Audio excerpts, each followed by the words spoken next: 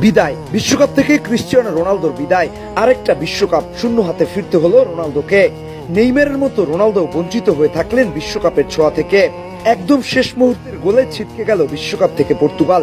আগের দিন ব্রাজিল আর আজ পর্তুগাল। বাড়ির পথ ধরল শিরোপার দুই বড় দাবিদার। ফার্স্ট হাফের পুরো সময়টা ধরতে গেলে গোলকিপারদেরই আধিপত্য ছিল। পর্তুগালের দিয়েগো কস্তা এবং স্পেনের উনাই সিমন দুজনেই ম্যাচের টেম্পো নির্ধারণ করে রেখেছিলেন প্রথম ৪৫ মিনিট। তবে শুরুর দিকে স্পেনের অ্যাটাকারদের দুর্বলতা ছিল চোখে পড়ার মতো।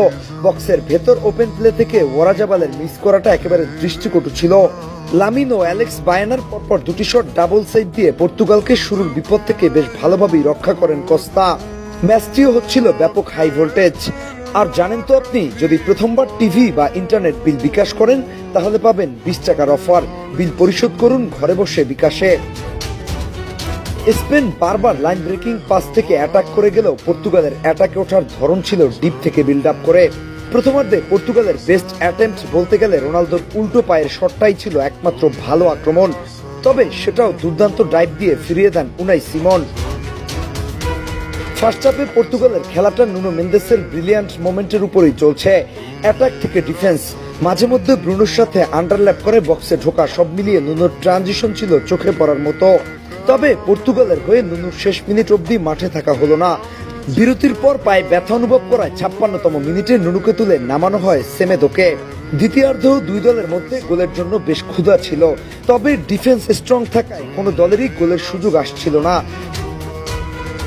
পর্তুগালের সবচেয়ে বড় ডিসঅ্যাডভান্টেজ শুরু হয় মূলত নুনো মেন্দেসের উঠে যাবার পর।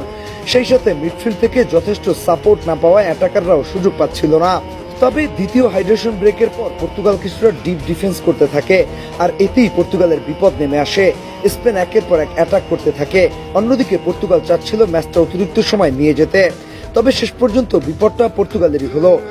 ৯০ মিনিট শেষে অতিরিক্ত ১ মিনিটে ফ্রান তোরেসের লাইন ব্রেকিং একটি পাস থেকে সুন্দরভাবে ফিনিশিং করে ডেডলক ভাঙেন মিকেল মেরিনো।